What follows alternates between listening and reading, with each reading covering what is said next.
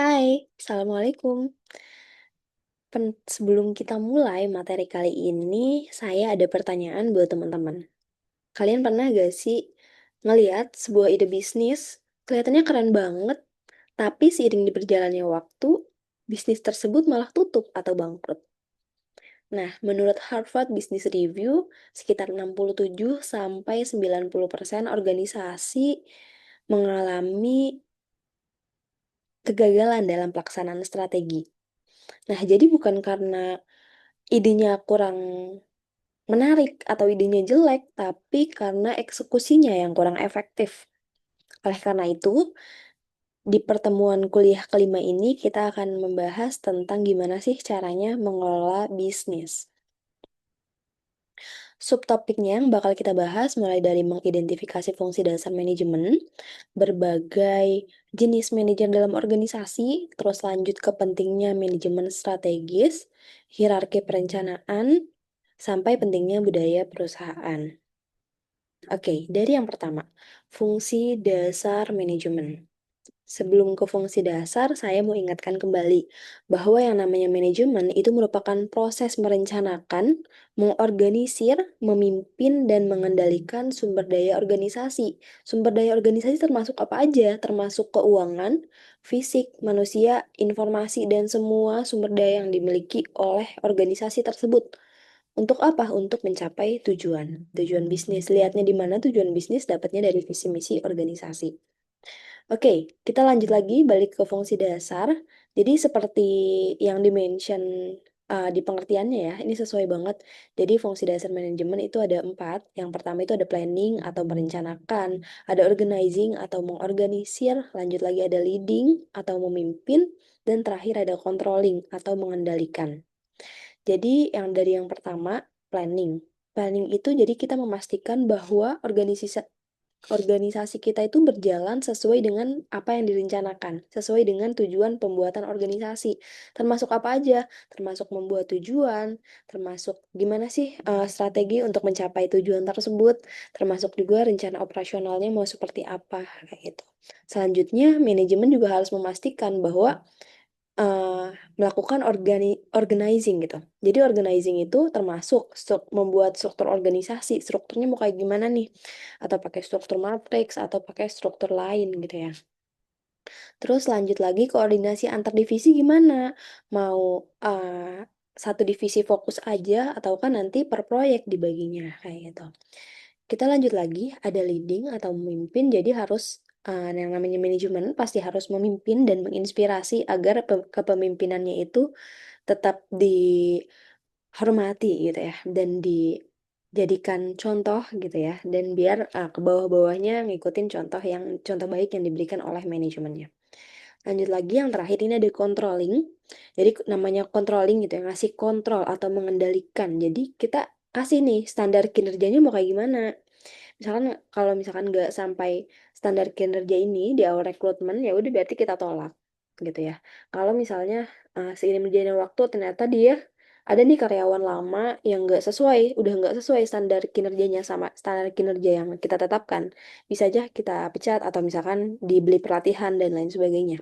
Selanjut lagi ini ada evaluasi, jadi kita harus mengevaluasi kinerja setiap divisi. Baik, misalkan biasanya laporannya bulanan gitu ya, atau misalkan per akhir tahun, misalkan dikasih reward atau punishment. Oke, dari 4 fungsi ini kan pasti ada yang melaksanakan ya. Yang pasti melaksanakan adalah seorang manajer. Jadi orang yang melaksanakan eh, fungsi-fungsi dari manajemen. Nah, gimana sih caranya menjadi manajer yang baik gitu ya? Gimana sih caranya belajar jadi seorang manajer? Gimana kita bisa all out kalau waktu kita mengurus perusahaan ini ada 3 cara. Jadi ada namanya peran pendidikan. Jadi peran pendidikan itu ya kita belajar untuk menjadi seorang manajer kita perlu belajar dulu. Belajar bisa lewat pendidikan formal, bisa lewat pelatihan. Jadi biasanya kan kalau misalkan manajer perusahaan-perusahaan besar tuh itu pasti punya title gitu ya. Misalkan lulusan S1, S2, atau misalkan kalau misalkan udah multinasional biasanya lebih tinggi lagi. gitu. Terus ada juga nih, plan pendidikan ternyata nggak cukup ya, kalau misalkan kita cuma maksudnya kita cuma, ya udah belajar-belajar manajemen aja, kita tanpa pengalaman dan terjun langsung ke lapangan, ya dia nggak tahu apa sih praktik di lapangan tuh kayak gimana. Karena, yang kita pelajari di kuliahan gitu ya, itu masih kurang sebenarnya, karena kita nggak tahu nih, itu kan masih yang dibahas tuh manajemen in general gitu ya. Dan kalau misalkan secara industri, secara perusahaan itu nanti beda lagi pengamalannya gitu ya. Jadi beda. Jadi kita masih perlu nih, perlu namanya pengalaman. Dan lanjut lagi kombinasi ideal. Jadi kalau kan kombinasi ideal itu percampuran antara pendidikan dan pengalaman. Jadi kita belajar iya, kita punya pengalaman iya. Jadi itu untuk menjadi seorang manajer yang uh, baik gitu. Nah, tadi kan kita udah belajar manajer nih. Nah, kira-kira apa aja nih berbagai jenis manajer dalam organisasi? Kita mulai dari yang pertama, tingkatan manajer, di manajemen. Itu tingkatan manajemen atau nanti kita simpulin jadi manajer, itu ada tiga. Yang pertama itu ada top manager atau misalkan disebut juga manajemen puncak atau manajer puncak. Nah, biasanya tuh yang ngisi, kalau misalkan perusahaannya udah besar gitu ya, ada presiden atau wakil presiden atau CEO atau misalkan CFO atau bendahara, pokoknya yang ada di bagian inti perusahaan. Jadi setiap organisasi itu beda-beda jabatan umumnya gitu, tergantung organisasinya besar atau kecil skalanya dan tergantung struktur organisasi mereka mau kayak gimana. Jadi tanggung jawabnya biasanya top manajemen apa? Kalau misalkan di UMKM, saya tambahin dulu ya. Untuk di UMKM biasanya di sini masuk owner, karena biasanya UMKM itu kan owner yang melaksanakan juga dan mengatur semuanya gitu. Jadi tanggung jawabnya apa? Tanggung jawabnya ini perencanaan strategis, terus kebijakan, keputusan besar, terus juga representasi perubahan. Lanjut bagian yang kedua, ada middle managers. Jadi ini adalah manajer tingkat menengah. Jadi kalau misalkan di perusahaan besar gitu ya, kayak misalkan manajer pabrik, manajer operasional, manajer divisi, atau manajer wilayah. Jadi ini tergantung lagi sama bentuk organisasinya. Tanggung jawabnya ngapain? Mengimplementasikan strategi, koordinasi, sama penghubung. Selanjut lagi, terakhir ini ada first line manager. First line manager itu biasanya manajer yang langsung berhubungan nih sama staff. Gitu. Jadi dia melakukan pengawasan langsung, pelaksanaan, koordinasi lapangan, sama operasional harian. Jabatan umumnya kayak gimana? Siapa aja? Ada supervisor, ada manajer kantor, manajer proyek, atau pemimpin kelompok. Oke, dari tingkatan tersebut biasanya manajemen itu dibagi menjadi beberapa bagian. Ini tergantung juga ya perusahaannya mau kira-kira butuhnya bagian apa aja nih. Ini secara umum pasti setiap perusahaan gitu ya, kalau misalkan udah mulai berkembang, mereka bagi perusahaan ini jadi 4 gitu ya. Biasanya 4. Bahkan kalau misalkan perusahaannya baru running, biasanya fungsi SDM ini masih dikelola sama owner gitu ya. Jadi biasanya dia tambahan orangnya cuma 3 aja gitu untuk bisnis-bisnis yang baru merintis. Oke, kita mulai dari yang pertama, ini ada manajemen SDM, jadi ya ngurusin rekrutmen, ngurusin gimana nih caranya biar dapat karyawan yang valuable, yang benar-benar capable nih buat posisi yang diperlukan perusahaan. Terus gimana caranya mempertahankan karyawan, gimana caranya ngatur karyawan, penggajian, dan lain sebagainya. Pokoknya yang berhubungan nih sama karyawan, itu masuk ke SDM. Lanjut, ini manajemen operasional. Jadi ya udah, namanya juga operasional berarti berkaitan sama kegiatan operasional gitu ya. Jadi gimana kegiatan produksinya, supply chain-nya mau kayak gimana, itu yang ngatur semua orang operasional. Lanjut, ini manajemen pemasaran. Jadi untuk manajemen pemasaran ini itu ya udah gimana caranya produk kita atau jasa yang kita tawarkan ini laku di pasaran dan customer itu mau balik ke kita dan lebih memilih kita dibandingkan kompetitor lain gitu. Ini tugas orang pemasaran. Lanjut, ini ada manajemen keuangan. Ya udah, namanya keuangan pasti dia ngatur-ngatur duit. Dia ngatur perencanaan keuangan ke depan kayak gimana, terus proyeksinya kayak gimana, terus laporannya gimana, gitu. Pokoknya semua pencatatan keuangan ya pasti ke manajemen keuangan gitu larinya.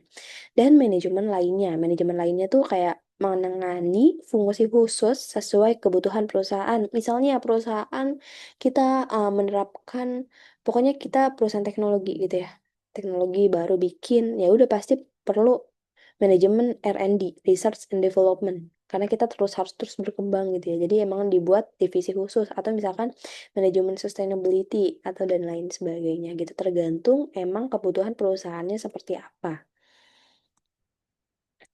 Next, karena tadi ini kan bidang manajemen kan ada banyak gitu ya. Apalagi kalau misalkan perusahaannya udah besar, pasti dari fungsi-fungsi manajemen ini punya fokusnya masing-masing gitu ya. Oke, karena punya fokusnya masing-masing, kira-kira gimana sih cara bidang-bidang manajemen ini dipastikan agar bidang-bidang manajemen ini berjalan sesuai dengan tujuan organisasi. Nah, itu langsung masuk ke sini. Itu adalah tugas dari manajemen strategis. Jadi, manajemen strategis adalah proses merumuskan, mengimplementasikan, dan mengevaluasi strategi untuk mencapai tujuan organisasi jangka panjang.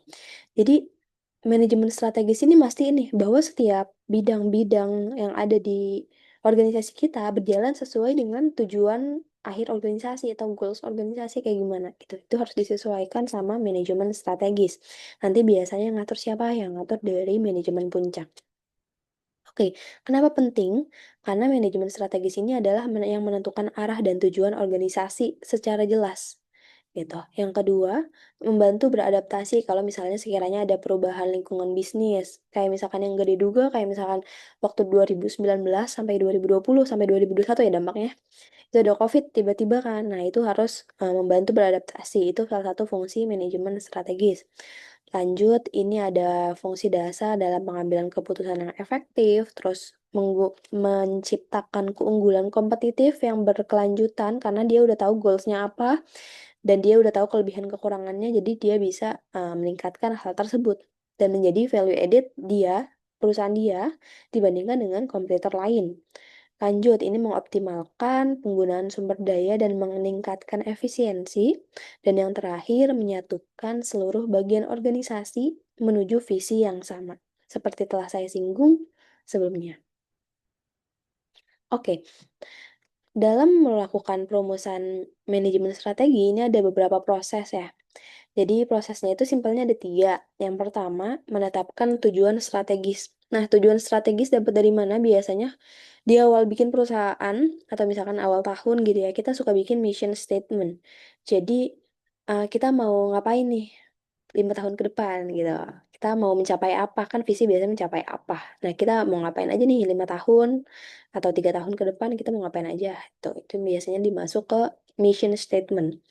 Yang kedua, udah punya mission statement, kita langsung nih menganalisis organisasi dari lingkungan organisasi. Ini biasanya menggunakan SWOT analisis. SWOT analisis itu apa? Jadi ini adalah alat manajemen strategis yang digunakan untuk mengidentifikasi kira-kira apa sih analisis lingkungan internal sama eksternal perusahaan tuh kayak gimana. Jadi ini merupakan sebuah singkatan ya teman-teman.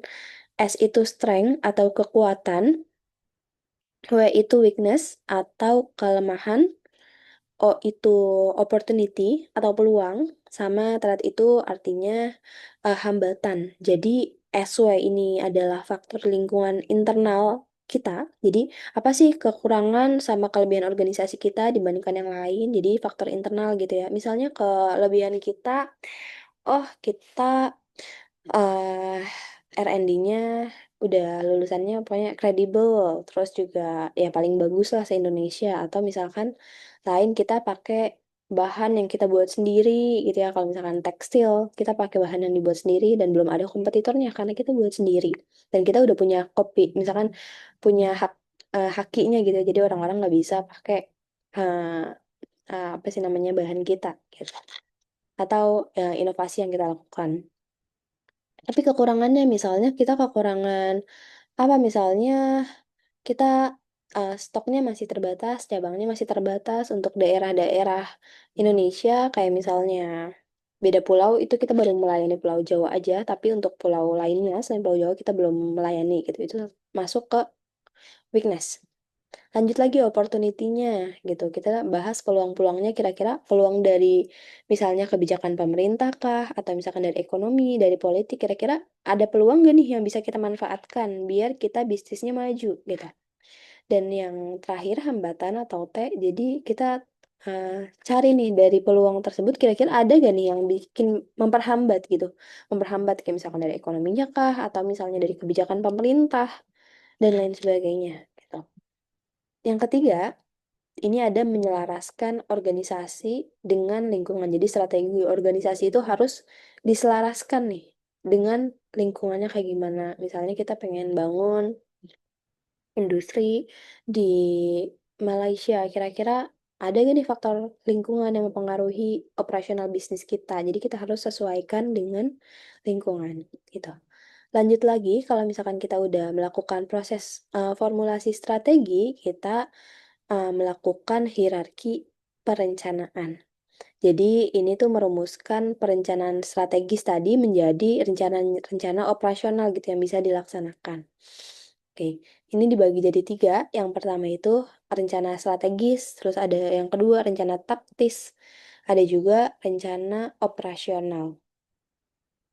Jadi, kalau misalkan rencana strategis seperti saya mention di awal, jadi dia menentukan alokasi sumber daya gimana, prioritas perusahaan apa, terus langkah utama untuk mencapai tujuan strategis apa. Jadi, umumnya biasanya kita tulis di strategis ini adalah mission statement-nya, yang dilakukan oleh siapa, yang dibuatkan oleh top management. Yang kedua, ini ada taktis, jadi ini rencana jangka menengah. Ini kan rencana jangka panjang gitu ya. Kalau ini rencana jangka menengah atau pendek untuk mengimplementasikan bagian tertentu dari rencana strategis. Biasanya yang lakuin siapa? Yang lakuin manajemen tingkat menengah atau middle management. Lanjut yang operasional, ini adalah menetapkan target harian, mingguan, bulanan untuk mencapai tujuan strategis kita gitu. Biasanya ini lower management ya. Ini saya kurang kurang R nulisnya di PPT.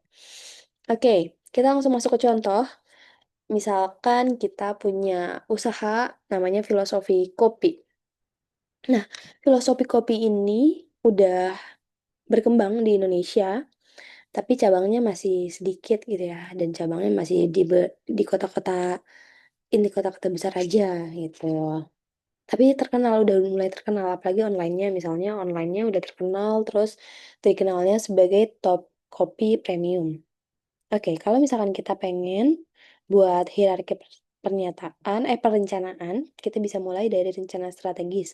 Misalnya rencana strategis kita pengen menjadi jadi ini rencana strategis itu lebih ke arah kita mau ngapain nih beberapa tahun kemudian, apa yang pengen lo capai gitu. Apa yang pengen kamu capai dalam bisnis ini gitu ya. Kalau misalkan tiba-tiba ada yang bilang, kalau nggak kecapai gimana? Ya udah nggak apa-apa. Yang penting kita udah melakukan upaya, segala upaya untuk mencapai hal yang kita mau gitu. Seenggaknya kita udah usaha dan kita ya udah. Seenggaknya kita ada progres dan nggak stagnan di tempat tanpa perencanaan yang bikin bisnis kadang bingung harus bergerak gimana gitu ya. Misal bahkan kayak penjual nasi goreng aja tahu gitu ya. Enggak, misalkan penjual pasar lah. Saya kan jualan baju di pasar juga. Jadi dia tahu eh, harus kan biasanya pasar itu tawar-menawar ya. Ya dia tahu perencanaannya jangan sampai eh, seenggaknya nih buat nutupin modal selama 1 bulan kira-kira harus ngejual berapa produk gitu. Terus kira-kira harga jualnya berapa. Terus kan ada tawar-menawar biasanya harga yang paling minimum berapa nih yang kita jual gitu. Misalkan dari harga minimumnya, harga terendahnya misalnya kita pengen jual 70.000 atau sebagainya gitu. Jadi ya udah kita harus mulai membuat rencana hierarki perencanaan ini, walaupun emang kita jangan pesimis dulu gitu. Jadi kita usaha coba buat dulu yang terbaik, biar ya bisnis kita tahu arahnya mau kemana dan kita bisa mencapai hal tersebut gitu ya. Karena kita udah tahu, nanti kan kita bakal analisis nih, SWOT-nya kayak gimana. Jadi kan kalau misalkan kita udah analisis-analisis kayak gini, itu akan mempermudah jalan kita menuju hal yang kita mau gitu. Oke, kita balik lagi ke contoh hierarki dari perencanaan. Jadi rencana strategis misalnya menjadi penyedia kopi premium paling dikenal di dunia dengan ekspansi ke pasar Asia Tenggara dalam 5 tahun. Oke, udah dapat mission statement-nya, kita langsung masuk ke rencana taktis. Misalnya, ini yang biasanya dibuat manajemen tingkat menengah ya. Jadi dia pengen buat, oh ya udah untuk mencapai hal ini seenggaknya kita harus buka 50 gerai baru di kota-kota besar kayak misalnya Jakarta, Bangkok, Kuala Lumpur dalam 3 tahun. Tuh. Selanjutnya, oh iya bisa nih kita ngebangun kerjasama sama lokal untuk pemasukan biji kopi dan logistik. Karena kalau misalkan logikanya, kalau misalkan banyak cabang, pasti kita perlu stok biji kopi yang banyak juga, gitu. Selanjutnya, meluncurkan kampanye digital regional bertema Taste the World with Filosofi Kopi. Jadi, kalian bisa merasakan dunia gitu ya, atau secercuih gitu ya dunia dengan kalau misalkan kalian minum filosofi kopi. Harapannya biar mereka tahu, oh rasa kopi global, rasa kopi internasional ya udah dari filosofi kopi ini gitu. Lanjut lagi setelah kita buat rencana taktis, kita buat lagi rencana operasional. Nah, biasanya nih yang buat itu manajer, lower manager gitu ya. Jadi manajemen yang tingkat bawah gitu biasanya atau lini pertama disebutnya. Terus biasanya ngapain? Biasanya, oh kita nih bisa nih untuk mencapai hal ini, kita buat target harian penjualan seenggaknya 15 juta per gerai. Terus menjadwalkan shift karyawan dan pelatihan barista baru untuk menjaga cita rasa kopi gitu. Dan memastikan kualitas dan stok bahan baku sesuai dengan standar global gitu. Jadi emang kalau dibuat kayak gini lebih terbayang gitu ya. Dari tujuan yang besar kita buat cara-cara kecil jadi untuk biar ya udah kita selangkah menuju impian kita gitu. Jadi lebih dekat dengan impian kita.